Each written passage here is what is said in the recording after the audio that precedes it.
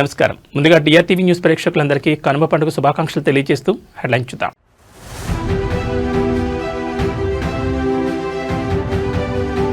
రేపు కాకినాడలో చంద్రబాబు పర్యటన, గ్రీన్ అమోనియా ప్రాజెక్టు ప్రారంభించనున్న సీఎం.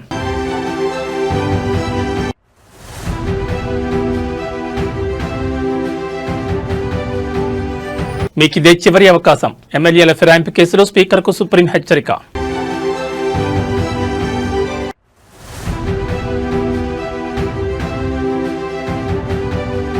గగనతలంలో మంత్రి జూపల్లి సాహసయాత్ర, హాట్ ఎయిర్ బెలూన్ ఫెస్టివల్ అట్టహాసంగా ప్రారంభం.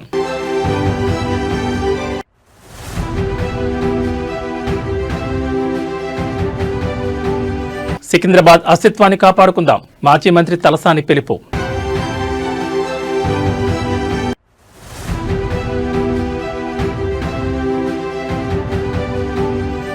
జగ్గన్న తోటలో ఘనంగా ప్రబల తీర్థం, 5 లక్షల మంది భక్తుల కోసం ఏర్పాట్లు.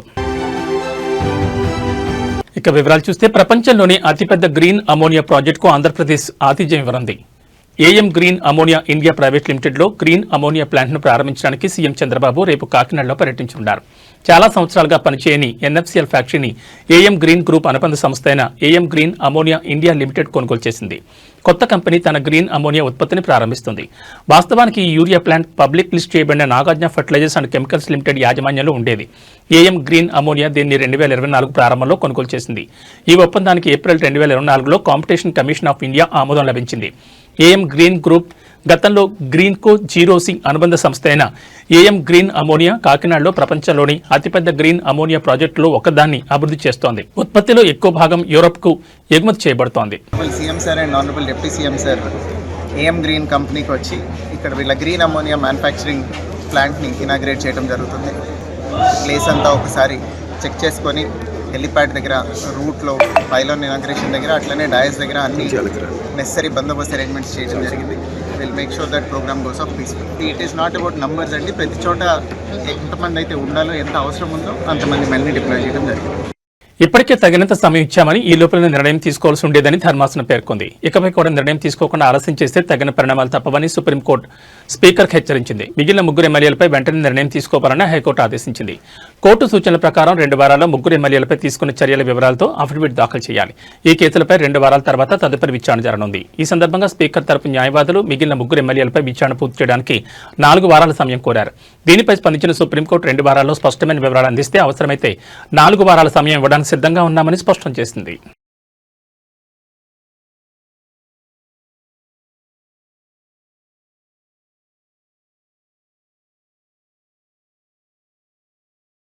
దివంగత కేంద్ర మాజీ మంత్రి మేధావి ఎస్ జైపాల్ రెడ్డి 84వ జయంతి సందర్భంగా హైదరాబాద్లో నెక్లెస్ రోడ్లో ఉన్న స్ఫూర్తి స్థల్ వద్ద ఘన నివాళులర్పించారు. ముఖ్యమంత్రి రేవంత్ రెడ్డి కార్యక్రమంలో పాల్గొని జైపాల్ రెడ్డి విగ్రహానికి పూలమాలలు వేసి ఆయన సేవలను స్మరించుకున్నారు. ముఖ్యమంత్రితో పాటు ఈ కార్యక్రమంలో రాష్ట్ర కేబినెట్ మంత్రులు మరియు పలువురు ప్రముఖులు పాల్గొన్నారు. ఈ సందర్భంగా నాయకులు మాట్లాడుతూ విలువలతో కూడిన రాజకీయాలకు జైపాల్ రెడ్డి నిలువెత్తు నిదర్శనమని కొనియాడారు. ఆయన పార్లమెంటరీ ప్రసంగాలు మేధోమదనం నేటి తరానికి ఆదర్శమని, తెలంగాణ రాష్ట్ర ఏర్పాటులో మరియు దేశాభివృద్ధిలో ఆయన పోషించిన పాత్ర చిరస్మరణీయమని పేర్కొన్నారు. జైపాల్ రెడ్డి ఆశయ సాధనకు ప్రతి ఒక్కరూ కృషి చేయాలని పిలుపునిచ్చారు.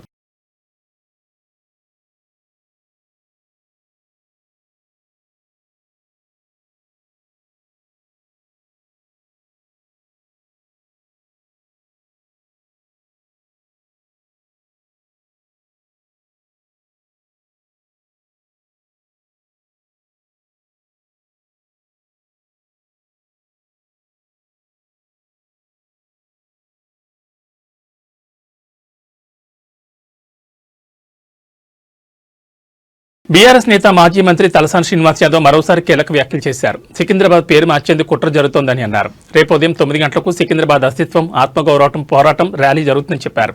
సికింద్రాబాద్ రైల్వే స్టేషన్ నుంచి ప్యారడైజ్, మంజు థియేటర్ మీదుగా ఎంజీ రోడ్లోని గాంధీ విగ్రహం వరకు ర్యాలీ కొనసాగుతుందన్నారు. ఈ ర్యాలీకి సికింద్రాబాద్లోని సికింద్రాబాద్ కంటోన్మెంట్ ఇతర ప్రాంతాల నుంచి ఇంటికి ఒకరు చొప్పున రావాలని పిలుపునిచ్చారు. 220 ఏళ్ల చరిత్ర కలిగిన ప్రాంతం సికింద్రాబాద్ అని, అనేక చారిత్రాత్మక ప్రదేశాలు సికింద్రాబాద్లో ఇమిడి ఉన్నాయని తెలిపారు.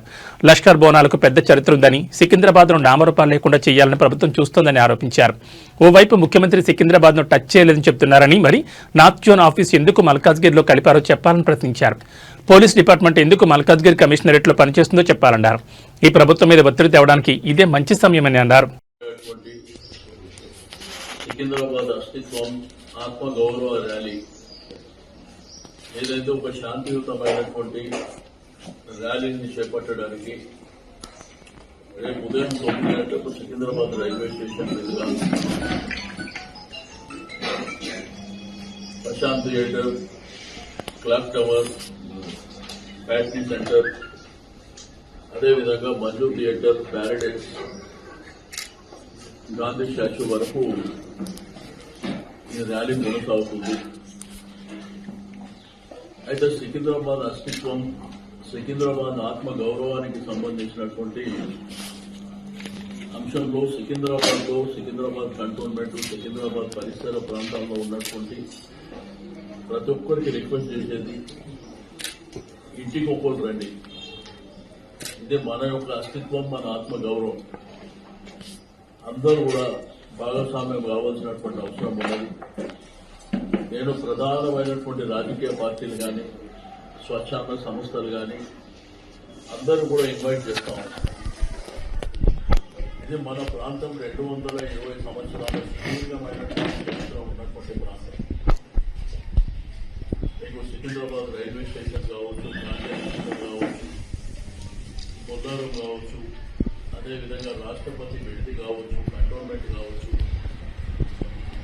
ఉస్మానియా యూనివర్సిటీ ఆర్ట్స్ కాలేజ్ కానీ, మహబూబ్ కాలేజ్ కానీ, అంటే విద్యారంగ సంస్థలు. రెండోది దీనికి ఒక ప్రధానమైనటువంటి చరిత్ర ఉంది, లష్కర్ పోరాటం. ఇవన్నీ ఉన్నటువంటి సికింద్రాబాద్ ప్రాంతాన్ని ప్రభుత్వం నామరూపాలు లేకుండా చేయాలనేటువంటి ఒక ప్రయత్నం జరుగుతుందో దాన్ని ప్రొటెస్ట్ చేయడానికి ఒకవైపున ముఖ్యమంత్రి గారు సికింద్రాబాద్ టచ్ చేయలేదు. మరి ఎందుకు నార్త్లో ఆఫీస్ మల్కాజిగిరి అయితే చెప్పవలసినటువంటి అవసరం. మాంకారి కానీ, ఓటా మార్కెట్ కానీ, బేగంపేట ప్రాంతాలు కానీ ఎందుకు మల్కాజిగిరి కాన్సన్ట్రేషన్ పెట్టలేదు? ఎందుకు అక్కడ పోలీస్ డిపార్ట్మెంట్ మరి మల్కాజిగిరి కమిషనరేట్ లో పనిచేస్తుందో చెప్పవలసినటువంటి అవసరం ఉంది. అయితే నేను అన్ని వర్గాల ప్రజలు ఈరోజు సమాజంలో ఉన్నటువంటి సికింద్రాబాద్తోని, ఈ భూమితోని, మట్టితోని అనుబంధం ఉన్నటువంటి ప్రతి ఒక్కరికి, ఇంక్లూడింగ్ మీడియా, ప్రెస్ అందరినీ కూడా వ్యాపార సంస్థలు కానీ, యూనియన్స్ కానీ, కాలనీస్ కానీ, అమాలీస్ కానీ, ఆటో యూనియన్లు కానీ, అడ్వకేట్లు కానీ, డాక్టర్లు కానీ అందరికీ కూడా మనం ప్రభుత్వం మీద ఒత్తిడి చేయడానికి మన ఏకైక మార్గం గాంధేయ మార్గంలో ముందుకు వెళ్ళడం. దీనికి ముఖ్య అతిథిగా కేటీఆర్ గారు, మరి అదేవిధంగా గౌరవ శాసనసభ్యులు, శాసన మండలి సభ్యులు వీళ్ళందరూ సంఘీభావంగా రేపు వస్తూ ఉన్నారు. కాబట్టి దయచేసి సికింద్రాబాద్ ప్రాంత ప్రజలందరికీ రిక్వెస్ట్ చేస్తున్నాం. చారిత్రక గోల్కొండ కోట సమీపంలోని గోల్ఫ్ క్లబ్ వేదికగా హాట్ ఎయిర్ బెలూన్ ఫెస్టివల్ అట్టహాసంగా ప్రారంభమైంది. పర్యాటక సాంస్కృతిక శాఖ మంత్రి జూపల్లి కృష్ణారావు ఈ వేడుకలకు శ్రీకారం చుట్టారు. ప్రారంభోత్సవం అనంతరం మంత్రి స్వయంగా హాట్ ఎయిర్ బెలూన్లు విహరించి సందడి చేశారు. ఆకాశ మార్గంలో సుమారు గంటన్నర సేపు 13 కిలోమీటర్లు విహరించారు. హైదరాబాద్ గోల్కొండ కోట సమీపంలోని గోల్ఫ్ క్లబ్ నుంచి ప్రారంభమైన హాట్ ఎయిర్ బెలూన్ అప్పోజిగూడ శివార్లో దిగింది. ఈ సందర్భంగా మంత్రి జూపల్లి కృష్ణారావు మాట్లాడుతూ తెలంగాణ పర్యాటక రంగంలో ఇదొక కొత్త అధ్యాయమని మంత్రి అభివర్ణించారు. వినూత్న ఆలోచనలకు తెలంగాణ వేదికని చెప్పడమే ఈ కార్యక్రమం ముఖ్య ఉద్దేశమన్నారు. ఒకవైపు international kite and sweet festival ద్వారా తెలంగాణ సంస్కృతి, సాంప్రదాయం మరియు ఆతిథ్యాన్ని చాటుతుండగా మరోవైపు hot air balloon, drone festival ద్వారా ఆధునిక సాంకేతికతను, భవిష్యత్ దృక్పథాన్ని ప్రపంచానికి పరిచయం చేస్తున్నామని తెలిపారు.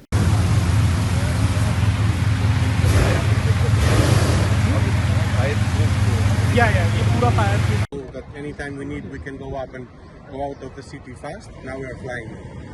We started from Gotham. Yes, we started from the center of the city, going outwards towards the west of the city. How much time will you be? We'll be in the air between 45 minutes and an hour and 15 minutes, depending on how difficult the landing comes. Hyderabad itself is 600 meters, yes, 1800 feet above sea level. yes. Hyderabad.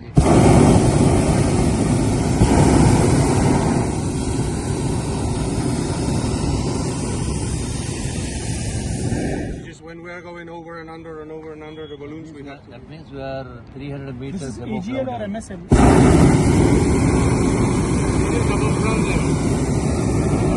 Yes. This is above ground. Above ground level, and this is above sea level. Lot of them. Because for the traffic, air traffic control, I need to tell them all the altitudes in feet. What I felt initially, 2,800 feet or 700 feet means above the ground level. But Yes, but it is above the sea level. Minus 1,800 feet. Yes, exactly. Hyderabad itself is located above sea level 800 feet. That is correct, Around sir. 600 meters. So ATC gave us the So clearance what I to. felt, we should go 2,500 meters from ground level. Telangana tourism టెక్నాలజీని సాంకేతికతను జోడించేందుకు కార్యక్రమం hot air balloon అంటే ప్రపంచ స్థాయిలో జరుగుతున్నటువంటి అత్యంత advanced technology ఇక drone show అంటే 2,800 అడుగుల ఎత్తుకు చూస్తూ ఉన్నారు ఇదే డ్రోన్స్ హాట్ బెలూన్స్. సో అందులో కూర్చొని ఆకాశంలో ఎగరడం అనేది ఒక కొత్త అనుభూతి. తెలంగాణ టూరిజాన్ని ప్రమోట్ చేసే దానిలో భాగంగా అంతర్జాతీయ స్థాయిని అందుకునేటువంటి కార్యక్రమం. ఇది గొప్ప అనుభూతి. ఇది తెలంగాణనే కాదు, యావత్ దేశంలో అట్లాగే ప్రపంచంలో ఉన్నటువంటి పర్యాటకులు రప్పించేటువంటి కార్యక్రమం హాట్ ఎయిర్ బెలూన్ షో. ఇక్కడ ఒకటి కాదు, సుమారుగా 15 బెలూన్స్ దగ్గర ఉన్నాయి. ఇక్కడ ఒక్కొక్క బెలూన్లో 4, 5 మంది, 9 మంది, 10 మంది. సో భవిష్యత్తులో ఇంకా పెద్ద ఎత్తున పెద్ద కెపాసిటీ బెలూన్స్ తెచ్చేటువంటి ఈ యొక్క హాట్ ఎయిర్ బెలూన్స్ ద్వారా ఒకటి టూరిజాన్ని ప్రమోట్ చేయడంతో పాటుగా మన యొక్క తెలంగాణ వారసత్వ సంపద హెరిటేజ్ స్ట్రక్చర్స్ ఉన్నాయి. అంటే గొప్ప గొప్ప కోటలు కావచ్చు, దేవాలయాలు కావచ్చు, అలాగే ప్రకృతి రమణీయత కావచ్చు, ఇవన్నీ కూడా ఆకాశం నుంచి మన హైదరాబాద్ అందాన్ని ఆకాశానికి మెరుగుపరచడం ఒక గొప్ప. దీంతో పాటుగా ఎందుకు చేస్తామంటే టూరిజం ప్రొఫెషన్తో పాటుగా దీని ద్వారా నిరుద్యోగ యువత కూడా ఇక్కడ ఒక్కొక్క హాట్ ఎయిర్ బెలూన్ దగ్గర సుమారుగా 5 నుంచి 10 మంది పనిచేస్తూ ఉంటారు. ఈవెన్ పైలట్స్ కూడా భవిష్యత్తులో ఎంప్లాయ్మెంట్ అవకాశం ఇస్తుంది. ఇప్పుడు కొన్ని దేశాలలో 100 బెలూన్స్ 1000 బెలూన్స్ ఉంటాయి. సో అంటే టూరిజం ప్రమోషన్తో పాటుగా ఈ యొక్క ఎంప్లాయ్మెంటు, అలాగే సెల్ఫ్ ఎంప్లాయ్మెంటు బెలూన్స్ ద్వారా, అలాగే టూరిజంలో కూడా ప్రమోషన్ కూడా పెద్ద ఎత్తున వెనుక వస్తుంది. పెట్టుబడి కూడా ఆకర్షిస్తుంది. ఎందుకంటే మన తెలంగాణ టూరిజం కొత్త పుంతలు తొక్కుతూ ఉంది. ఈ మధ్య కాలంలో అంబేద్కర్ కోనసీమ జిల్లా జగ్గన్న తోటలో నేడు ఘనంగా ప్రభల తీర్థం వేడుకగా జరిగింది. పలకుమి నుండి తొలి ప్రభ ప్రారంభం కానుంది. మధ్యాహ్నం 2 గంటల సమయానికి జగ్గన్న తోటకు ఏకాదశ రుద్రులు చేరుకోనున్నారు. ఏకాదశ రుద్రులు పంట పొలాలను తొక్కుతూ దాటుకుంటూ జగ్గన్న తోటకు చేరుకుంటారు. జగ్గన్న తోట సమీపంలోని పంట పొలాలు, పంట కాలువను దాటే వేడుకను చూడడానికి ఇక్కడకు భారీగా జనాలు విచ్చేస్తారని ప్రభుత్వం అంచనా వేస్తోంది. ఈ ఏడాది దాదాపు 5 లక్షల మంది భక్తుల కోసం అధికారులు ఏర్పాట్లు చేశారు. ఇక ఇప్పటికే జగ్గన్న తోట ప్రభల తీర్థాన్ని ఏపీ ప్రభుత్వం రాష్ట్ర పండుగ ప్రకటించిన సంగతి తెలిసిందే. కోనసీమ జిల్లా వ్యాప్తంగా ప్రభల తీర్థం నిర్వహిస్తారు. ఇది ఓ ప్రాచీన సంప్రదాయం. 476 ఏళ్లుగా ఈ తీర్థాన్ని ఏటా సంక్రాంతి పండుగలో కనుమ రోజు జరుపుకుంటారు. ఏకాదశ రుద్రులు 11 గ్రామాల నుంచి బయలుదేరి జగ్గన్న తోటలో కొలువు తీరుతారని, ప్రజల క్షేమం గురించి అక్కడ చర్చించుకుంటారనేది ప్రజల నమ్మకం.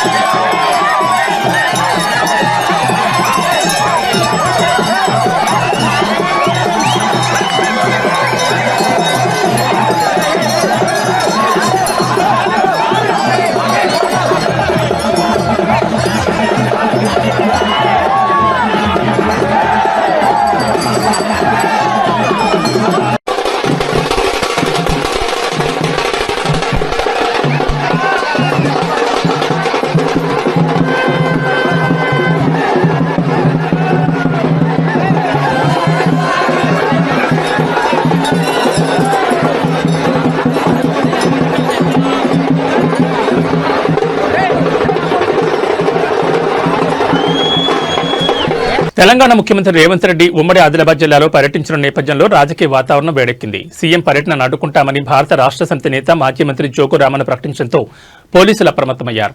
ముందస్తు చర్యగా ఆయనను గృహ నిర్బంధం చేశారు. జోగు రామన్ నివాసం వద్ద భారీగా పోలీసు బలగాలు మోహరించారు. రాష్ట్రంలో త్వరలో మున్సిపల్ ఎన్నికల నోటిఫికేషన్ వెలువడనుండటంతో కాంగ్రెస్ పార్టీ ప్రచార వ్యూహాలకు పదును పెడుతోంది. ఇందులో భాగంగా సీఎం రేవంత్ రెడ్డి జిల్లాల పర్యటన చేపట్టారు. శుక్రవారం నాటి పర్యటనలో నిర్మల్ జిల్లాలో సదర్మాట్ బ్యారేజీని, ఆదిలాబాద్ జిల్లాలో చెనాక కొరట పంప్ హౌస్ ను ఆయన ప్రారంభించనున్నారు. ఈ అభివృద్ధి కార్యక్రమాలతోనే స్థానిక సంస్థల ఎన్నికల ప్రచారానికి శ్రీకారం చుట్టాలని కాంగ్రెస్ భావిస్తోంది. అయితే ముఖ్యమంత్రి పర్యటనను అడ్డుకొని నిరసన తెలుపుతామని జోగు రామన్ హెచ్చరించిన నేపథ్యంలో ఎలాంటి అవాంఛనీయ ఘటనలు జరగకుండా ఉండేందుకు పోలీసులు చర్యలు తీసుకున్నారు. ఈ పరిణామంతో ఆదిలాబాద్లో స్వల్ప ఉద్రిక్తత నెలకొంది.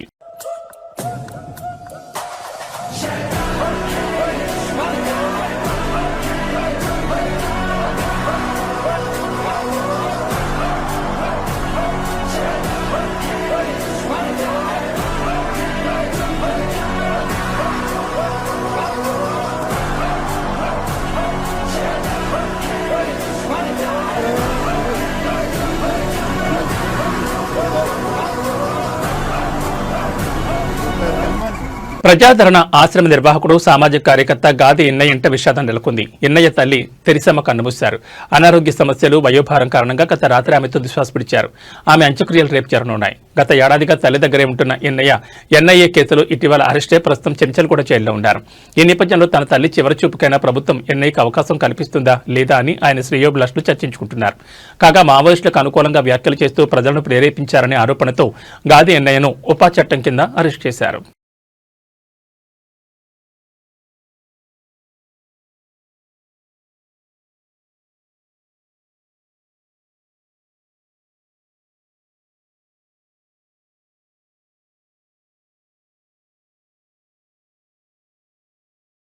సంక్రాంతి సెలవులు ముగుస్తుండటంతో మేడారంలో సమ్మక్క సారలమ్మ దర్శనానికి భక్తులు పోటెత్తున్నారు. వేలాది వాహనాల్లో తరలివస్తున్నారు. శుక్రవారం ఉదయం గట్టమ్మ దేవాలయం వద్ద ట్రాఫిక్ జామ్ ఏర్పడింది. వెంటనే అప్రమత్తమైన పోలీసులు వాహనాల పార్కింగ్ స్థలాల వైపు మళ్లించారు. అటు గట్టమ్మ దేవాలయం భక్తులతో కిక్కిరిసిపోయింది. కాగా మేడారం మహాజాతర ఈ నెల 28 నుంచి 31 వరకు జరగనుంది.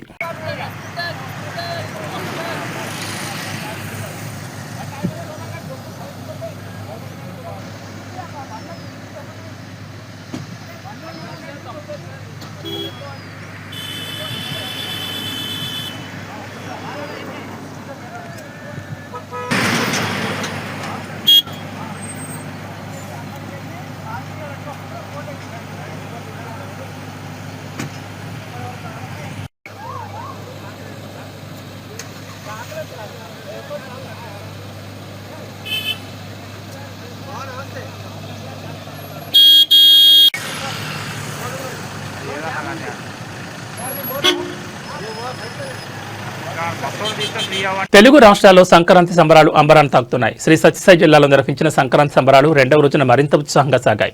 ఈ వేడుకల్లో మంత్రి సత్యకుమార్ యాదవ్ తన సతీమణితో కలిసి పాల్గొని ప్రత్యేక ఆకర్షణగా నిలిచారు. సంప్రదాయ వాతావరణంలో జరిగిన సంక్రాంతి వేడుకల్లో మంత్రి సత్యకుమార్ డాన్స్ చేసి అందరినీ అలరించారు. మెగాస్టార్ చిరంజీవి తాజా సినిమా మనశంకర్ వరప్రసాద్ సినిమాలోని పాటకు మంత్రి ఉత్సాహంగా అడుగులు వేయడంతో అక్కడి ప్రేక్షకులు చప్పట్లతో హర్షధ్వానాలు చేశారు. స్టేజ్ పైన ఉన్న డాన్సర్లు స్టెప్పులు చూపించడం, వాటిని మంత్రి ఫాలో అవుతూ కాలు కదపడంతో అంతా హుషారు వాతావరణం ఏర్పడింది. మంత్రి డాన్స్ కు స్పందనగా వేడుకల ప్రాంగణం మొత్తం పండగ సంబరాలతో మారుమోగింది. ప్రజలతో కలిసి పండగను ఆనందంగా జరుపుకోవడం విశేషంగా కనిపించింది. ఈ కార్యక్రమం స్థానిక ప్రజల్లో ఉత్సాహాన్ని రెట్టింపు చేయడంతో పాటు సంక్రాంతి పండగ సాంస్కృతిక వైభవాన్ని ప్రతిబింబించింది.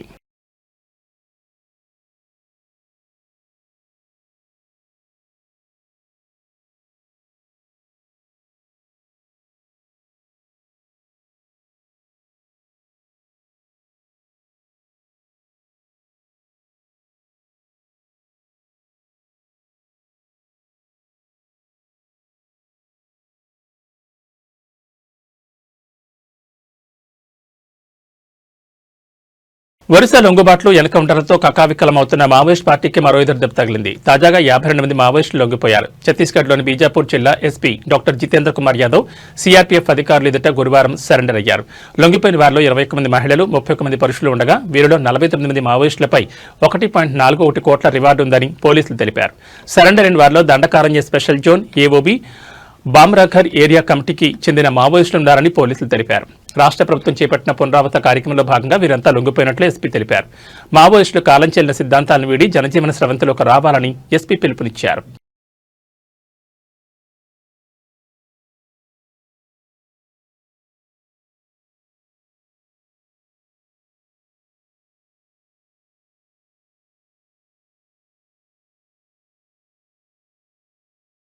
తిరుమలలో భక్తుల రద్దీ కొనసాగుతోంది. ఆలయ మాడవీధులు భక్తుల గోవింద నామస్మరణతో మారుమోగుతున్నాయి. వివిధ ప్రాంతాల నుంచి వచ్చిన భక్తులతో కంపార్ట్మెంట్లన్నీ నిండిపోగా శిలాతోరణం వరకు క్యూ లైన్లో నిలబడ్డారు. టోకెన్ లేని భక్తులకు 18 గంటల్లో సర్వదర్శనం కలుగుతుందని టీటీడీ అధికారులు వెల్లడించారు. నిన్న 64,064 మంది తలనీలాలు సమర్పించుకోగా 30,663 మంది తలనీలాలు సమర్పించుకున్నారు. భక్తులు సమర్పించుకున్న కానుకల వల్ల హుండీకి 3.80 కోట్ల ఆదాయం వచ్చిందని వెల్లడించారు.